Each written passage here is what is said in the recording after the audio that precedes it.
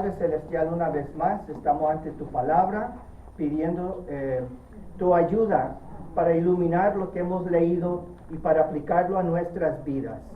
Con humildad, Señor, confesamos que te necesitamos para interpretar correctamente y llevar de aquí el mensaje que tú quieres que reflexionemos durante esta semana. Nos ponemos en tus manos y pedimos en nombre de nuestro Señor y Salvador Jesucristo. Amén. Amén. Gracias, pueden tomar los asientos. Salió un informe de Atlanta. Dice, 13 acusados, entre ellos 9 ex policías, fueron sentenciados esta semana a prisión federal por aceptar miles de dólares en efectivo a cambio de protección durante simulacros de transacciones de drogas, parte de una operación encubierta federal. Este caso conmocionó a las fuerzas del orden de Georgia, tanto locales como federales, declaró la fiscal federal. Sin duda, estos departamentos cuentan con agentes dedicados que arriesgan sus vidas a diario para garantizar la seguridad de nuestras comunidades. Pero este caso reveló un número preocupante de agentes de diversas agencias policiales que traicionaron su juramento de proteger y servir, aceptando dinero de los mismos delincuentes a quienes debían arrestar. Bueno, continuamos con el estudio del libro de Eclesiastés. Hace algunas semanas nosotros estuvimos viendo cómo Dios es soberano sobre todos los tiempos y Dios puso la eternidad en nuestros corazones. Los propósitos de Dios son misteriosos y eternos y por lo tanto podemos disfrutar la vida con temor. Pero esta es la pregunta que está haciendo Kohelet. Ustedes se acuerdan quién es Kohelet, ¿verdad? Es el autor del libro Eclesiastés en hebreo. Y está haciendo esta pregunta: si Dios está en control, ¿por qué está tan loco el mundo? Si Dios está en control, ¿por qué está tan loco el mundo? Estamos considerando aquí el caso de policías. Ahora nosotros dependemos mucho de los policías, dependemos de ellos para la protección y que arresten a los malos, los detengan, los llevan a la cárcel y que nos cuiden. Inclusive la Biblia enseña que el gobierno es de Dios. Dios es el que ha dado policías y jueces y todo esto. Romanos 13:1 dice, sométase toda persona a las autoridades que gobiernan, porque no hay autoridad sino de Dios, y las que existen por Dios son constituidas. Pero Kohelet ahora hace una observación, y ya después de lo que vimos la otra vez, cómo Dios está en control, Kohelet sabe que Dios está en control, pero en lo que él puede ver, sus observaciones, dice cada vez, volví a ver, volví a observar, está observando, está mirando diferentes situaciones. Y una de las situaciones que miró dijo, aún he visto más bajo el sol que en el lugar del derecho está la impiedad y en el lugar de la justicia está la iniquidad. Y aquí tenemos algo similar en caso de estos policías, porque dependemos de ellos para que nos cuiden y nos protejan de los que quieren hacer maldades. Y encontramos que ellos han sido comprados por los carteles. Y entonces por una gran cantidad de dinero, creo que era más de 100,000, o no sé cuánto dinero era cada uno, los cuidaban en cuanto llevaban su tráfico de drogas y de personas, les daban su protección a cambio por el dinero. Fueron sobornados y aceptaron dinero de los carteles y permitieron la justicia. No nos da coraje cuando leemos algo que por dinero traicionan a la comunidad y a los que deben de cuidar. ¿Cómo podemos integrar todas estas verdades. Es lo que Kohelet vio, que en el lugar donde debía haber justicia, en la corte, en el sistema legal, no había justicia. Dios es soberano y el gobierno es de Él. En el lugar del derecho, dice Kohelet, está la impiedad. ¿Cómo vamos a entender estas dos verdades? Bueno, Kohelet nos va a presentar varios casos que él ha visto, que parece que va en contra. Si Dios está en control, ¿por qué el mundo está tan loco? ¿Por qué estas observaciones y esta, y él no entiende? Sabe que Dios tiene un plan y sabe que hay un tiempo para todo, pero si Dios está en control, ¿por qué está tan loco el mundo? Vamos a ver sus observaciones, y otra vez él está usando la palabra Hevel. ¿Qué significa Hevel? Vanidad. Se traduce vanidad, significa humo, vapor. Dice que es lo que queda después de que la burbuja se rompe. Es lo que queda, es nada. Y él tiene aquí 6 observaciones de vanidades que nos va a presentar. Primeramente es lo que vimos. La corrupción en el lugar de justicia es Hevel. En el lugar del derecho, dice verso 16 del capítulo 3, está la impiedad, y en el lugar de la justicia está la iniquidad. Y yo me dije, al justo como al impío juzgará Dios, porque hay un tiempo para cada cosa y para cada obra. Después de enseñarnos que Dios es soberano, ahora vamos a ver un conflicto con lo que sabemos. Dios es soberano, Dios tiene un plan, y con lo que observamos en este mundo. Y es muy interesante, en hebreo realmente Kohelet está viendo algo que le da bastante coraje. En hebreo, para decir, allá está la iniquidad, se dice, Shama Haresha. Shama Haresha. Dice, Mekom HaMishpat, Shama Haresha. Un Mekom HaTzedek, Shama Haresha. Es como enojado está, que está observando iniquidad donde debe haber justicia. Y nos da coraje, le da coraje a él. Esto no debe ser. Pero no solamente en esos tiempos, sabemos que también Estados Unidos dice, ¿cómo puede uno saber cuando un político está mintiendo? Se le mueven los labios. Esa es la señal que está mintiendo. Tan solo tenemos que ver en el lugar donde debe haber justicia, donde debe haber leyes, donde todo hay corrupción, ¿verdad? En el Congreso, en las organizaciones, la CIA, la FBI, la Corte Suprema, ha habido mentiras, corrupción, actividades ilegales, pero no solo en Washington, también en todo el mundo, en Londres, en París, en el Distrito Federal, hay corrupción. Los ricos, los bien conectados, cometen crímenes y se escapan porque pueden comprar los mejores abogados y todos se conocen y no hay consecuencias por sus maldades, mientras los inocentes, los que no pueden comprar los mejores abogados, van a la cárcel.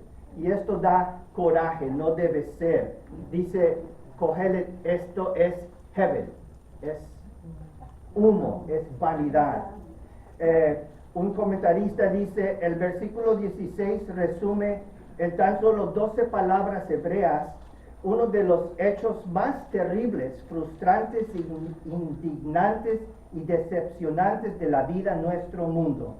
Suceden cosas que nos enfurecen y nos hacen estallar en ira. Estafadores, mentirosos, timadores y delincuentes de toda índole destruyen la vida de otras personas de múltiples maneras y descaradamente se les permite escapar las consecuencias. Y eso siempre que sucede nos da bastante coraje. Y entonces, ¿cómo vamos a relacionar esto con la soberanía de Dios? Bueno, pienso que hay dos opciones. Dos opciones. La primera opción, el momento que sucede un crimen, Dios lo juzgue en ese instante. ¿Qué les parece esa opción?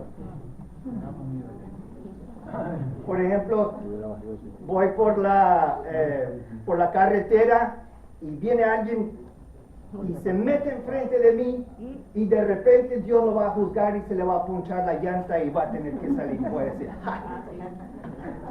Queremos vivir en ese mundo.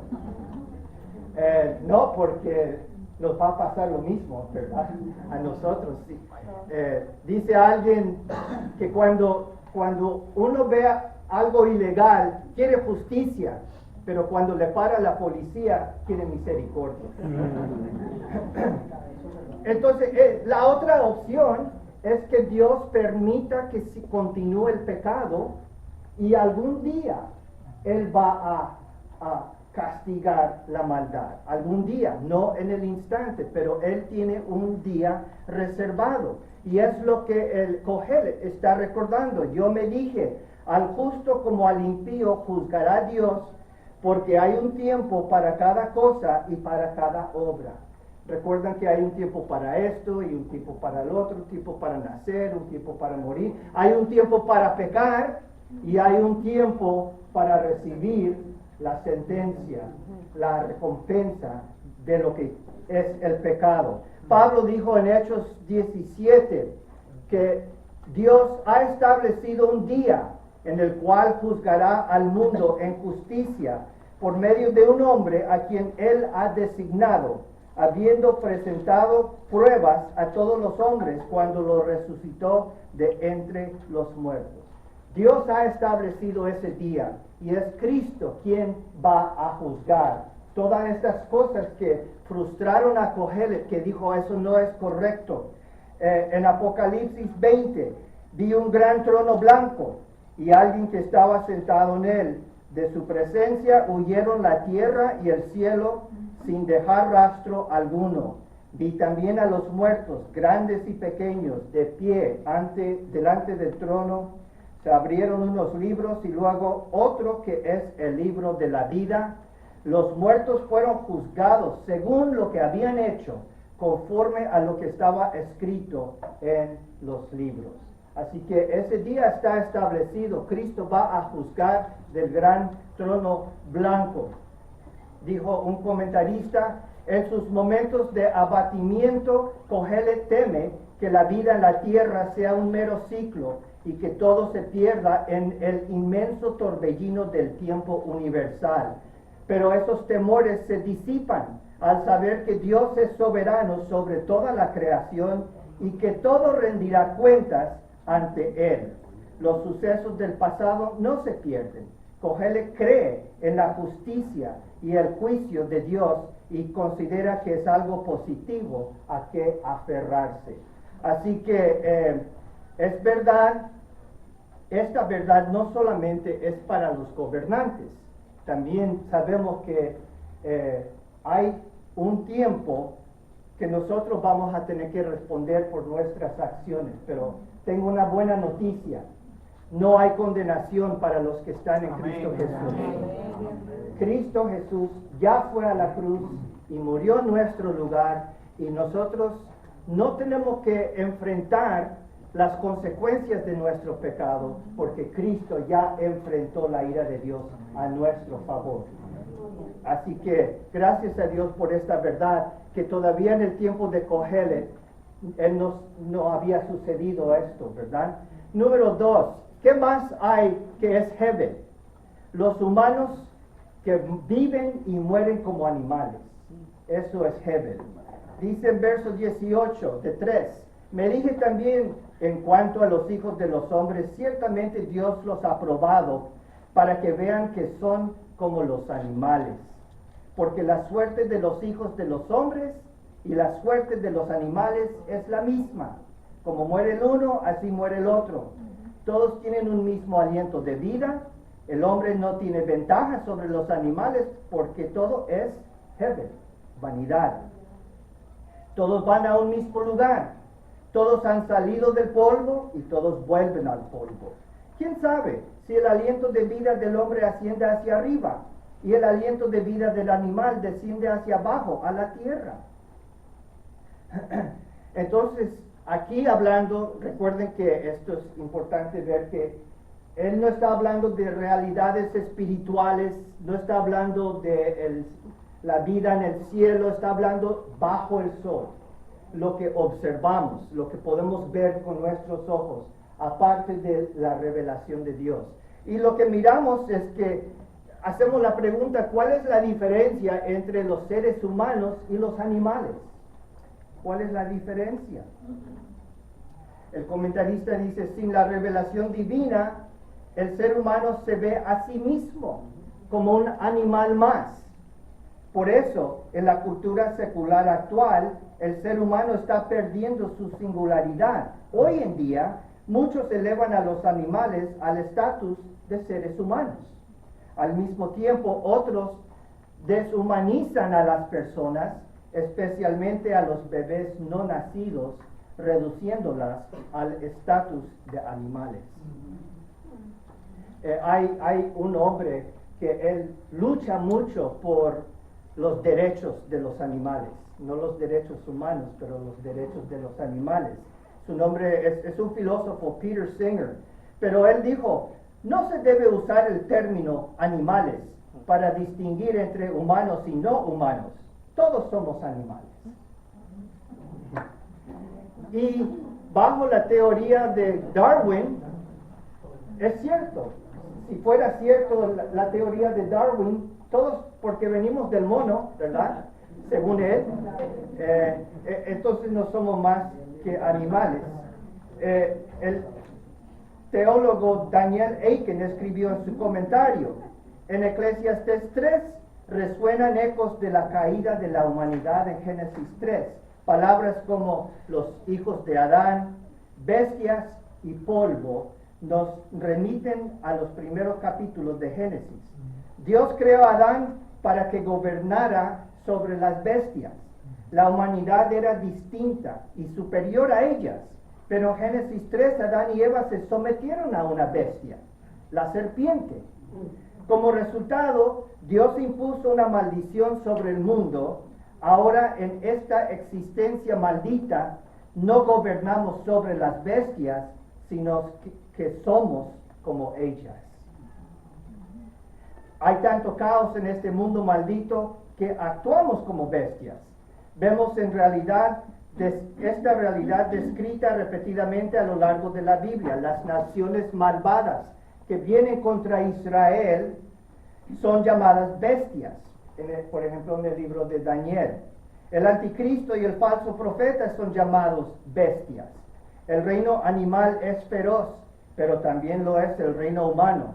La fuerza impone la ley y la opresión está por doquier. Con frecuencia la forma en que nos tratamos unos a otros es absolutamente despreciable.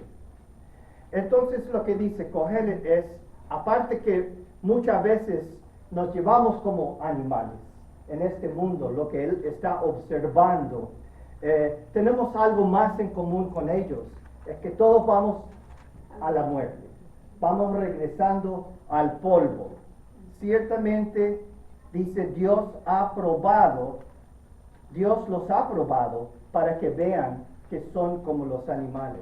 Cuando dice Kohelet, Dios los ha probado, la palabra que usa aquí, probar, tiene un significado que más bien es comprobar o aclarar, hacer claro.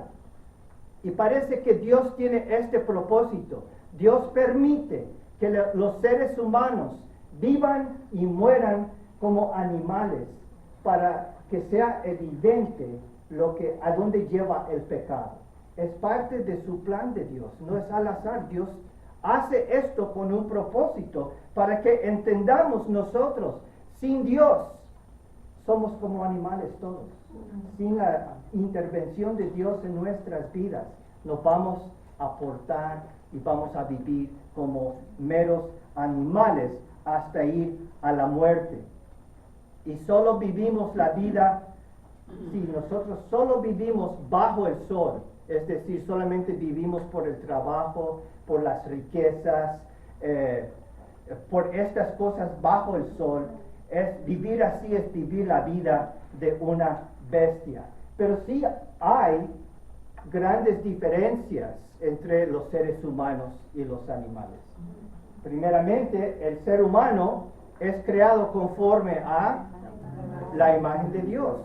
Es portador de la imagen de Dios. El animal no es así. Y número dos, el ser humano, después de la muerte, porque el ser humano va a morir como el animal, pero después de la muerte, su espíritu tiene que responder por sus hechos y por sus obras. En eso hay una diferencia. Kohelet no tenía la ventaja que tenemos nosotros. Dijo, ¿quién sabe a dónde va el espíritu del hombre y del animal? No sabemos estas cosas, pero ahora quiero decir que sabemos mucho más que Kohelet sabía, porque alguien fue a la muerte y regresó. ¿Quién? Jesucristo.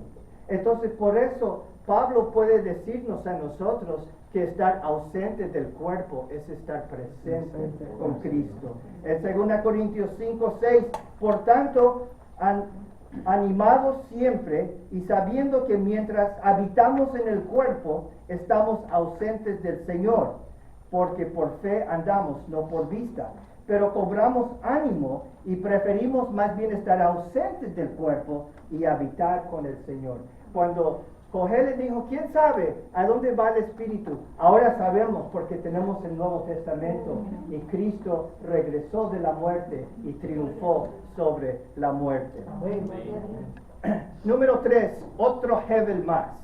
La opresión y el dolor también es Hevel.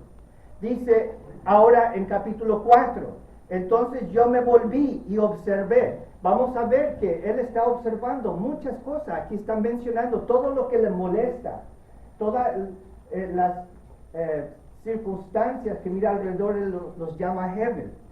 Y observé todas las opresiones que se cometen bajo el sol. Y vi las lágrimas de los oprimidos, y no tenían quien los consolara. En manos de sus opresores estaba el poder, y no tenían quien los consolara. Así que felicité a los muertos, los que ya murieron, más que a los vivos, los que aún viven. Pero mejor que ambos está el que nunca ha existido, que nunca ha visto las malas obras que se cometen bajo el sol. Warren Wiersbe dice de esto: Salomón entró en una sala de justicia para presenciar un juicio, y ahí vio cómo funcionarios ávidos de poder oprimían a personas inocentes. Las víctimas lloraban, pero sus lágrimas eran inútiles. Nadie las consolaba ni las ayudaba. Los opresores tenían todo el poder y sus víctimas eran indefensas para protestar o pedir justicia. Eso es otra situación similar a la primera que da coraje. Dice que vio las lágrimas. Ahora, cuando uno mira a una persona llorando y las lágrimas, ¿cuál es la primera reacción?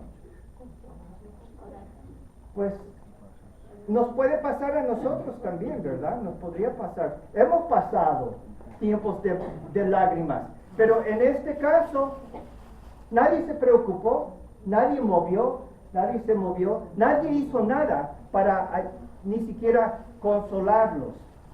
Y Kohelet también miró no solamente las lágrimas, vio a los opresores que estaban ahí con sus lanzas, porque tienen la fuerza del Estado, tienen el poder y la autoridad. Yo me imagino son los terroristas o los carteles, los mafiosos o estados totalitarios. Tal vez lo que él miró es algo similar a lo que está pasando en Nigeria, en África. Ustedes han escuchado la situación de los cristianos. Según un informe, por puertas abiertas, en Nigeria mueren más cristianos por su fe que en el resto del mundo en conjunto. La violencia yihadista sigue escalando en Nigeria. y los cristianos corren un riesgo especial debido a los ataques selectivos de grupos militantes islámicos, incluidos los militantes Fulani, Boko Haram, otro ISWAP, provincias del Estado Islámico de África Occidental. Estos ataques son de una brutalidad estremecedora. Muchos creyentes son asesinados, sobre todo hombres, mientras que las mujeres suelen ser secuestradas y víctimas de violencia sexual.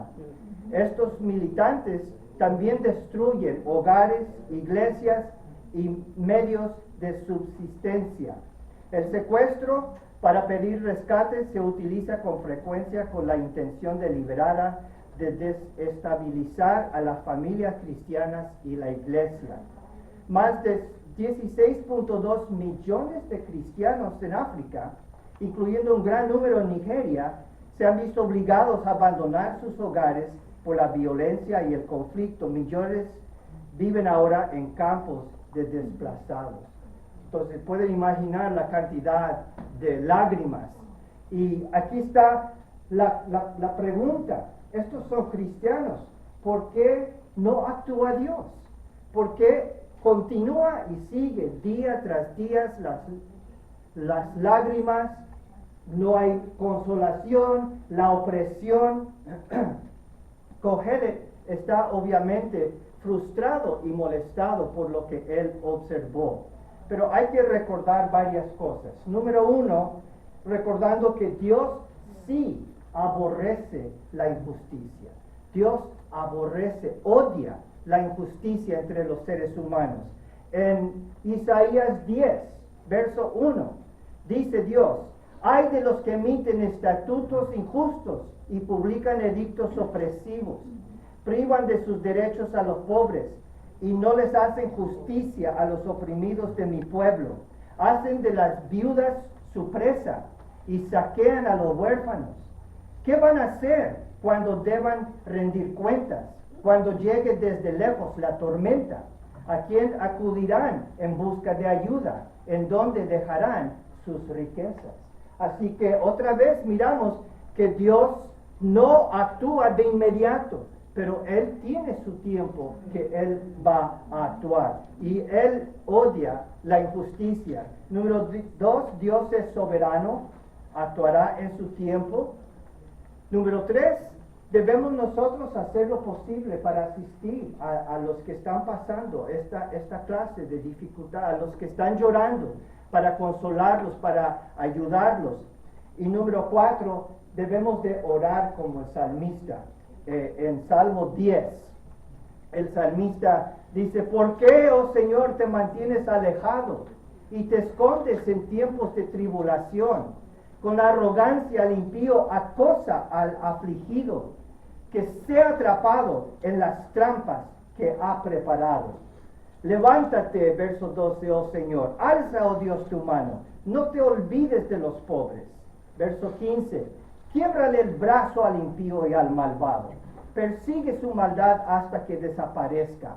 El Señor es Rey eternamente y para siempre. Las naciones han perecido de su tierra. Oh Señor, tú has oído el deseo de los humildes, tú fortalecerás su corazón e inclinarás tu oído para hacer justicia al huérfano y al afligido, para que no vuelva a causar terror el hombre que es de la tierra. Así que en este mundo, bajo el sol, va a continuar esta clase de Hevel, la opresión, pero Dios está en control. Número 4, otro ejemplo más de Hevel que él ha observado, verso 4.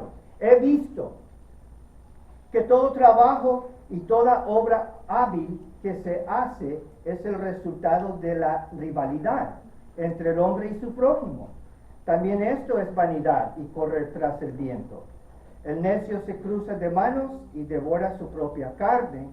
Más vale una mano llena de descanso que 2 puños llenos de trabajo y correr tras el viento. Bueno, realmente aquí tenemos 2 extremos.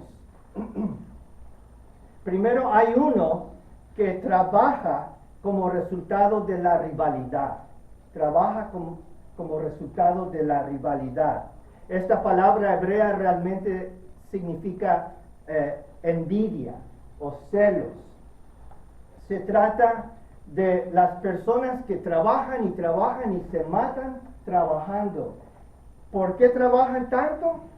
Rivalidad, dice Kohelet.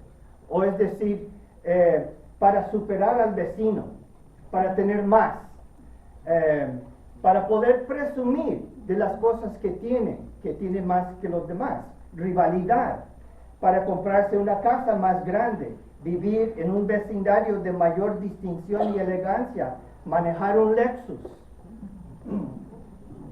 No está mirando esta persona lo que tiene, está mirando lo que los demás tienen. Está mirando el carro de ellos, está mirando su casa, está mirando su esposa, está mirando su piscina y la ropa que se ponen y todas sus pertenencias. Es competición, rivalidad, y por eso se mata trabajando, por la envidia. Y Kohelet dice, esto también es inútil, es hevel, es una burbuja que se rompió, es un humo, es un vapor, lo atrapas si no tienes nada. Nunca hay paz, nunca hay descanso, nunca alcanza la meta. Pero hay que tener cuidado también nosotros, ¿verdad? Vamos a dar un ejemplo. Llega tu vecino con un bote nuevo,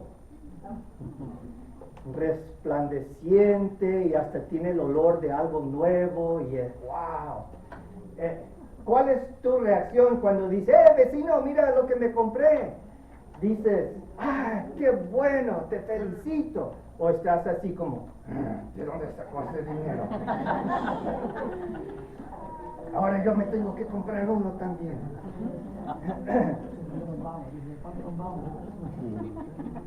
Así que ese es un extremo, uno que se mata trabajando para poder presumir y siempre en competición.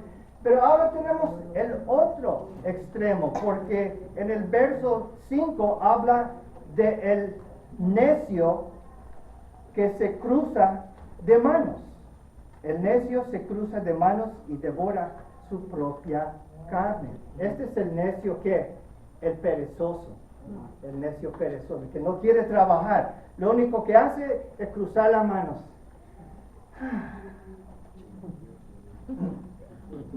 La Biblia condena tanto un extremo como el otro. El que se mata trabajando y el que no quiere trabajar absolutamente nada. En Proverbios 24:30 dice, pasé por el campo del perezoso, por la viña del falto de juicio. Había espinas por todas partes. La hierba cubría el terreno y el lindero de piedras estaba en ruinas. Guardé en mi corazón lo observado y de lo visto saqué una lección. Un corto sueño, una breve siesta, un pequeño descanso cruzado de brazos, y te asaltará la pobreza como un bandido y la escasez como un hombre armado. Entonces, ¿en qué termina el asunto? Verso 6, vimos 4 y 5. Verso 6 dice, más vale una mano llena de descanso que 2 puños llenos de trabajo y correr tras el viento. En otras palabras, podrías llenar las 2 manos, pero deja una mano que descanse. O sea, no vayas ni a un extremo ni al otro. Trabaja, no seas perezoso. Trabaja, pero no de envidia para presumir, y no te mates trabajando, porque eso es hevel, es vanidad. Número 5, otra cosa más que ha observado, la soledad y los afanes también son hevel. La soledad y los afanes, verso 7 de 4. Entonces yo me volví otra vez, nada más está así, y luego mira otra cosa acá, y acá la injusticia, y acá el que está trabajando, y se rasca los cabellos y dice, ¿por qué? Si Dios está en control, ¿por qué el mundo está tan loco? Me volví y observé la vanidad bajo el sol. Había un hombre solo, sin sucesor, que no tenía hijo ni hermano. Sin embargo, no había fin a todo su trabajo. En verdad sus ojos no se saciaban de las riquezas y nunca se preguntó, ¿para quién trabajo yo y privo a mi vida del placer? También esto es vanidad y tarea penosa. Más valen dos que uno solo, pues tienen mejor pago por su trabajo, porque si uno de ellos cae, el otro levantará a su compañero. Pero hay del que cae cuando no hay otro que lo levante. Además, si dos se acuestan juntos, se mantienen calientes, pero uno solo, ¿cómo se calentará? Y si alguien puede prevalecer contra el que está solo, dos lo resistirán. Un cordel de 3 hilos no se rompe fácilmente. ¿Ok? Una nueva situación aquí. Un hombre se mata trabajando, pero no es por rivalidad, no es por competición. Lo que suena raro es que se mata trabajando, pero está totalmente solo. Totalmente solo. No tiene familia, no tiene amigos, no tiene con quién compartir sus ganancias, porque tiene un montón de ganancias. Y si uno trabaja solo, sí puede acumular mucho, ¿verdad? No tenía esposa, no tenía que llevarla a comer, a comprarle joyas, no tenía hijos para pagar su colegio, no tenía hermanos, ni siquiera para regalarles algo en su cumpleaños o amigos. Pero dice que él priva su vida del placer, priva su vida del placer. No había fin de todo su trabajo. Y usa la palabra amal, que significa trabajo fatigoso, trabajo duro. Y sus ojos no se saciaban de las riquezas. Nunca tuvo paz, nunca descansó. Trabajo, trabajo, trabajo. ¿Y para qué? ¿Para qué se mata trabajando? Había un multimillonario que le preguntaron, porque ya tenían más pertinencias de lo que uno podría usar en miles de años de vida. Y le preguntaron con sus billones, ¿hasta cuándo iba a seguir trabajando? ¿Cuánto le faltaba para descansar? Y él dijo, un poquito más, un poquito más. Pero aquí está el problema con esta persona que Kohelet lo identifica. Esta persona valora más las riquezas que las personas. Valora más las riquezas que las personas. Parece que no está tratando de cultivar relaciones significativas. Parece que no valora la familia. No tiene esposa, no tiene hijos, ni siquiera tiene un socio o un asociado, un compañero. Y cuando uno vive solo, hay muchas consecuencias para la sociedad. Dicen, las consecuencias de la soledad para la salud son graves. Aumentan el riesgo de muerte prematura a un 50%, un nivel comparable al de fumar cigarrillos al día, y contribuyen a enfermedades cardíacas, accidentes, diabetes tipo 2, depresión, ansiedad, demencia y otras afecciones graves, solamente por estar solo, por vivir solo. ¿Y cuál es la consecuencia? Dice Kohelet, heaven, nada. Tommy Nelson en su libro dice, tengo un amigo cuyo padre trabajó toda su vida para jubilarse a los 55 años. Trabajó incansablemente, privándose de todo tipo de placeres para poder jubilarse antes de los 60. Finalmente lo logró. En su fiesta de jubilación, todos celebraron y comieron comida italiana. Es mi favorita. Al final se puso de pie y dijo, gracias, gracias, gracias. De repente se sintió mareado y se desmayó. Su desmayo se debió a un tumor cerebral. En 6 meses falleció. Así que toda su vida trabajando, ¿y para qué? Kohelet tiene algunos consejos para esta persona. Dice, verso 9, más valen 2 que uno solo, pues tienen mejor pago por su trabajo. Porque si uno de ellos cae, el otro levantará a su compañero. Realmente aquí hay 4 ventajas de tener amigos, de valorar más los seres humanos que el trabajo, de estar con la familia, de apreciar la esposa, de apreciar los hijos, los padres. Fuimos creados para vivir en comunidad. Los seres humanos valen mucho más que los bienes materiales. Quien tiene esposo, esposa, amigos, congregación de hermanos en la fe, ya es rico. Amén. Ya tiene mucho. Estas son las 4 ventajas. Número 1 dice, mejor pago por su trabajo. Cuando 2 trabajan son más eficientes. Número 2, ayuda en los tiempos difíciles. Dice, imagina si uno cae, no hay quien lo levante. Pero si van 2 o más, hay ayuda. Y eso es precisamente lo importante de nosotros, estar aquí congregados y tener conexiones durante la semana. En Gálatas 6:1, Pablo dice, hermanos, si alguien es sorprendido en pecado, ustedes que son espirituales deben restaurarlo con una actitud humilde. Pero cuídese cada uno porque también puede ser tentado.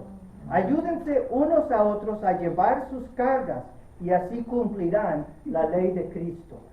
No solamente uno puede caer en el camino y otro está para ayudarlo, sino espiritualmente podemos caer, podemos decaer y necesitamos la ayuda de otros creyentes. Número 3, calor. Se imagina en la noche, uno durmiendo, imagina uno durmiendo, tratando de dormir en Palestina, en la Tierra Santa, en el invierno, afuera. ¿Cuántos han intentado dormir en una carpa o en un sleeping bag cuando no es lo suficiente de grueso, verdad? No sucede aquí en Florida, pero al norte sí. Entonces, cuando somos más, dice, hay calor. Así gozarás calor en la vida, calor de tener compañeros en el camino de la vida, calor de amistades que dan ánimo, los buenos compañeros de la vida. Y número 4, la última ventaja es la protección. Hay muchos peligros en la vida. Hay tiempos cuando necesitamos muchos compañeros. Y si 2 es mejor que 1, 3 es mejor que 2, ¿verdad? Porque dice, un cordel de 3 hilos no se rompe fácilmente. ¿Y cuántos somos aquí? Unos 50, 60, es un cordel de 60 hilos, ¿verdad? Y así nos podemos mantener fuertes. Hay que valorar los seres humanos y las relaciones mucho más que el trabajo. Y número 6, y el último Hebel para terminar, la popularidad y las riquezas son Hebel. Dice verso 13, mejor es un joven pobre y sabio que un rey viejo y necio, que ya no sabe recibir consejos, porque ha salido de la cárcel para reinar, aunque nació pobre en su reino. He visto a todos los vivientes bajo el sol apurarse a ir junto al joven sucesor que lo reemplaza. No tenía fin la multitud de todos los que lo seguían, y aún los que vendrán después estarán contentos con él, pues también esto es vanidad y correr tras el viento. Parece que aquí Kohelet está contando una historia. La historia de un rey, tenía bastante riqueza, bastante poder, pero era viejo y en su vejez se volvió necio porque no recibía consejos. Nada más lo que él iba a hacer, le decían, no, hay otra manera mejor, no recibía consejos. Y había un joven, todo lo opuesto. El otro es viejo, este es joven. El otro es rey, el joven está en la cárcel. Es pobre, no tiene nada. Pero ¿qué sucede? El joven sí tiene algo, es sabio. Y por su sabiduría logra salir de la cárcel y logra quitar el trono del rey viejo, ya nadie lo quería, y él se hizo un rey muy popular. Y hasta llegó a ser el siguiente rey. Todos los vivientes bajo el sol se apresuraban a ir junto al joven sucesor. Pero los que vendrán después tal vez no estarán contentos con él. Tal vez está pensando, ustedes se acuerdan, el rey Saúl era ya viejo y David era joven, pobre, no de una familia de riqueza, pero lo reemplazó. Y después de David vino su hijo Absalón y también quitó la popularidad de David y él se hizo bastante popular. ¿Cuál es la moraleja de todo esto? Kohelet te está diciendo, no busques la popularidad ni las riquezas, porque todo lo puedes perder en un instante. No busques la aprobación del hombre, más bien confía en Dios, cultiva buenas relaciones con otras personas, trabaja y descansa. Así que hemos visto 6 ejemplos de Hebel, de vanidades, cosas que Kohelet dice, si Dios está en control, ¿por qué está el mundo tan loco? ¿Por qué hay un hombre aquí que se mata trabajando? ¿Y por qué acá hay injusticia donde debe haber justicia? ¿Y por qué están los opresores y las lágrimas? Pero Dios sí está en control. Sí hay mucho Hebel en este mundo. Hebel, locuras, cosas necias, transitorias, seres humanos viviendo como animales, injusticias, hombres y mujeres solitarios, trabajando en la soledad, personas matándose en los trabajos, sin nunca preguntar, ¿para quién trabajo? Y privo a mi vida del placer. Pero Dios tiene un plan y quiere que sea evidente que sin la intervención de Dios en nuestras vidas, todos vamos a vivir como animales. Para eso vamos, si no seguimos al Señor. El comentarista dijo, donde quiera que Salomón fuera, sin importar qué aspectos de la vida estudiara, aprendía una lección importante. Al mirar hacia arriba, veía que Dios tenía el control de la vida. Al mirar en su interior, veía que el hombre fue creado para la eternidad y que Dios haría que todas las cosas fueran hermosas en su tiempo. Al mirar hacia adelante, veía al último enemigo, la muerte. Luego, al mirar a su alrededor, comprendió que la vida es compleja, difícil y no fácil de explicar. Una cosa es segura, mires donde mires, verás pruebas, problemas y personas que necesitan ánimo. Sin embargo, Salomón no era cínico respecto a la vida. En ningún momento nos dice que abandonemos la carrera y nos retiremos a algún rincón seguro y cómodo del mundo donde nada puede molestarnos. La vida no se detiene. La vida nos sorprende a toda velocidad, sin previo aviso, y debemos afrontarla y con la ayuda de Dios sacarle el máximo provecho. Así que, ¿qué aprendemos? Aprendemos a trabajar, a no ser perezosos, pero a no valoremos los bienes materiales más que a los seres humanos, que son de un valor mucho más grande. No trabajemos de envidia para poder presumir. No trabajemos de manera que nos privamos de todo placer y gozo. Tenemos un verso más, el verso 22 de capítulo 3, que ya les dije que este tipo de verso en Eclesiastés se llama el carpe diem.